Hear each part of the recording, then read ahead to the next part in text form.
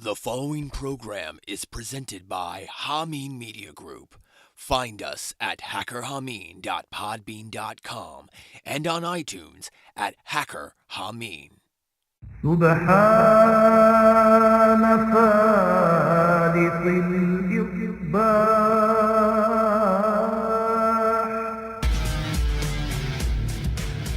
What's up, guys and gals? Welcome to another edition of the Hamin Media Newsroom.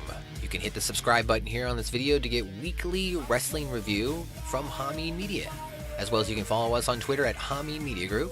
I'm Matt Schaffer, and you can follow me on Twitter at Matthew_Schaffer and on Instagram at Matthew_Schaffer. Now we begin with Starrcast news. This is the event leading into the Bullet Club's All-In event. Now Starrcast itself tweeted out that Vince Russo would be appearing. And what happened within hours was backlash. Twitter, as well as behind-the-scenes podcasts and wrestling journalists, were not thrilled with Vince Russo appearing at the event. If you're aware, of course, Vince Russo hosts a weekly show called Castrating the Marks, where he gives his thoughts and analysis on podcast journalists and writers. As well as he does, of course, host a show on Tuesdays with Ben Hamin and Stevie Richards. So this news report itself is going to maintain in an unbiased fashion. Let's start out with the controversy. So Vince here, as you can see, was booked for the event, and then the backlash ensued, and then Vince Russo went ahead and replied to some of the information online. Vince Russo said that the absolute fact that I am ready, willing, and able to appear at All In, while others are already attempting to do everything in their power to keep me from attending, tells you just about everything you need to know about me and them. Russo also tweeted out, I'll gladly take the blackballing if I can prevent even one guy/girl from suffering a career-ending injury in a performance that is, quote, supposed to be, quote, worked fight any day of the week. So as the day progressed, we all wondered what was going to happen. Well, Cody Rhodes finally put a kibosh on that by tweeting this out later that evening. Cody said, we don't reward bad behavior. Stay away from our event. So it looks like here, based on our analysis, that Cody Rhodes was unaware that Vince Russo was booked for the Starrcast event, meaning Conrad Thompson, or the individual running the event itself, booked Russo without the permission or consent from the Young Bucks and Cody Rhodes. When they found out, Vince was pulled from the event itself. All right, now let's actually get into some wrestling news itself. This one still kind of revolves around the Starrcast and All-In event. 1 Hour Tees tweeted out, that being Pro Wrestling Tees, that their special guest appearing on August 31st will be the straight edge superstar CM Punk. A meet and greet with him August 31st. Limited tickets are available and go on sale May 23rd. Of course, this now, leads to more speculation. Will CM Punk be appearing at the All-In show itself, or is this just kind of like CM Punk's only official announced appearance in regards to the show? In some other Bullet Club related news, Eric Bischoff recently appeared on the two-man power trip and was asked a couple different questions. The first being if the Bullet Club is a New World Order ripoff. Eric said, I don't look at it as a ripoff, honestly. I think it has its roots in the NWO, and I don't think that can be denied. And I don't think they are trying to deny it, but I think it's more of an homage, and I think it's more of an extension, but certainly its roots, creatively speaking, are in the NWO. But rip-off to me is something negative and disparaging, and I think the Bullet Club is cool. On the Bullet Club using the New World Order Too Sweet sign language, Eric had this to say, I'd like to know the first time you saw that Too Sweet sign on a regular basis. I know they, that being Hall and Nash, probably did it once or twice as code and like sign language to each other back in the Click days as they were breaking in. But that sign and throwing that sign of Too Sweet was all a part of the NWO. It became something that DX did, and now it's becoming something that the Bullet Club is doing. But again, I think that the reason the NWO worked, and to a degree that DX worked, and that the reason the Bullet Club is working is because of the chemistry. If you took a bunch of guys that didn't have the right vibe and didn't have it, or couldn't deliver in the ring, and just didn't really have that unique attitude, and they were doing the same things that the Bullet Club is now doing, it would not work.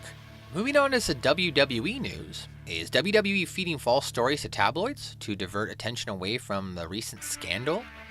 Cassidy Haynes over at Bodyslam.net noted that Brad Shepard first reported that a Hollywood insider had told him that WWE superstar John Cena has moved on from his previous relationship with Nikki Bella and is hooking up with one of the stars of the reality TV series of Total Divas. Now, since the report first broke, numerous stories have been published in attempts to refute their claim. Yesterday, Brad Shepard posted an update on his Twitter account which revealed that WWE has been planting stories within the media in attempts to divert attention away from their exclusive report regarding John Cena's involvement. Now, one of the stories being referred to comes from US Weekly, which said Nikki Bella was still spending her nights in John Cena's apartment. This story directly contradicts another report, which came out just 2 days prior, where Nikki Bella herself had announced that she had been living with her sister Brie Bella and Daniel Bryan during this transition period in her life.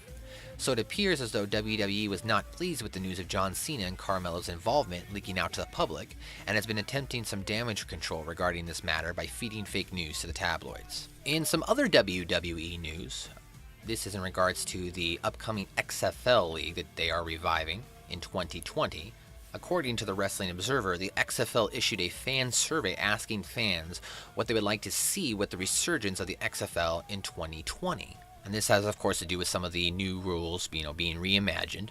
The first being warp speed football. The possibilities to help speed up the game might include no kickoffs, no timeouts, and a 20-second play clock, which could eliminate huddles. The survey notes players will therefore be in better condition because they have less time to rest. Additionally, the running clock would only stop during a change of possession. Now, other ideas for the league include new helmets will reportedly be used in the XFL with no face guards, so fans can see the facial expressions. Marching bands will be used like college football.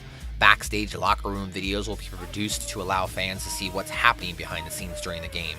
And apparently fans calling plays might be introduced, as the XFL plans to integrate the fans and social media into the live games as much as possible. Alright, now let's move on over to some Impact Wrestling news. Unfortunately, we do have to report again that Impact Wrestling viewership dropped.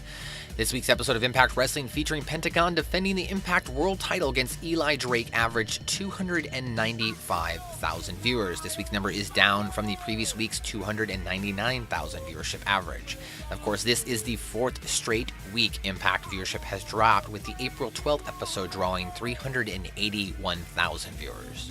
Chris Masters recently sat down with the Pancakes and Powerslams podcast and had this to say on why he left Impact Wrestling.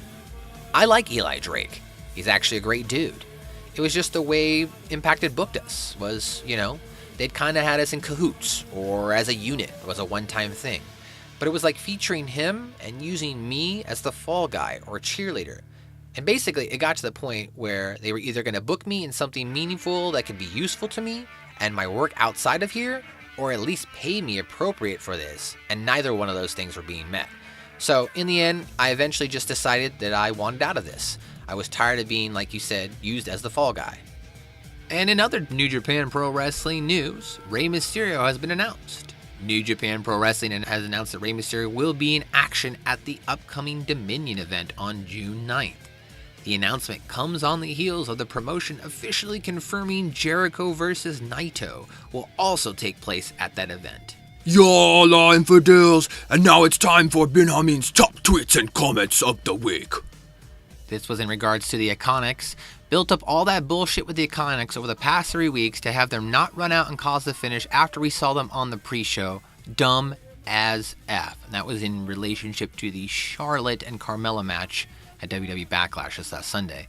And this one comes from Monday Night Raw, and it referenced the Bobby Lashley interview.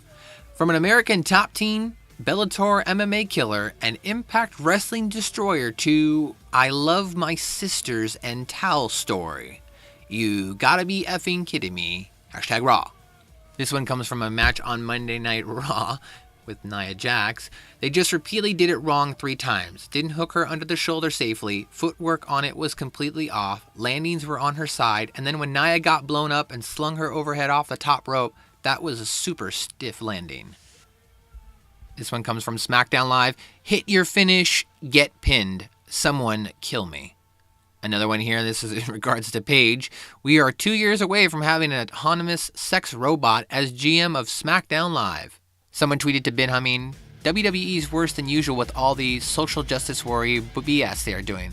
All the women get bullied and F Balor. I thought about it. Only heels should be politically controversial, not faces. It doesn't work. Hassan, JBL, Sergeant Slaughter, they made sense. Not good guys. And Ben responded, they can't even do that right. In a cold war with Russia and Rusev is a rib heel. Jinder had heat and gets buried in his home country by Triple H. The closest thing they have to real heel is Owens. Ball punching Nakamura is a rib heel too. And here's another one. The Andrew Bello tweeted out, Ayatollah, I try my best to stay small in the locker room on Hamin Media. I try not to pester the vets too much. However, I must ask you to indulge me this one time with a small inquiry. What would Ben Hamin do with the Infinity War Gauntlet? And Ben Hamin responded by saying, painfully destroy every Illuminati, pedophile, Kabbalist, war profiteering, secret society piece of scum that ever existed. That was a mouthful. Alright here, and I want to end it on a lighter note here with some funny wrestling memes. The first here, John Cena. I gotta take a vacation, my wife needs me. Just kidding, I'll just divorce her, I love you guys. Here's another one. Taking selfies with your best friend. What I do when my friend uses a new shampoo. And here's a fan-submitted meme. Hello, Mr. Ben Hamin. My name is Disco the... That'll be $5, Infidel. Ya Allah. Well, Infidels, that's all the time we have for you today. Don't forget to check out The Conspiracy Horseman each and every Wednesday night live on Twitch at 6:15 p.m. Eastern Time. Twitch.tv/The Conspiracy Horseman featuring Ben Hamin, Stevie Richards, Big Sal, and the Greek god Papa Don himself. You can also head on over to hackerhamin.podbean.com and keep up to date on all the news of world of professional wrestling throughout the week with the Locker Room's own Rick Vickery, Michael Jargo, as well as Andrew Bello, Steve King, and the Billy Ray Valentine.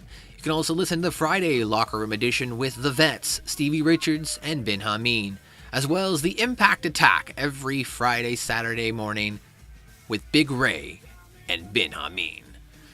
Don't forget to check out the Russo Brand Network every Wednesday morning for your Raw and SmackDown live review show with Vince Russo, Jeff Lane, Ben Hamin, and Stevie Richards as well.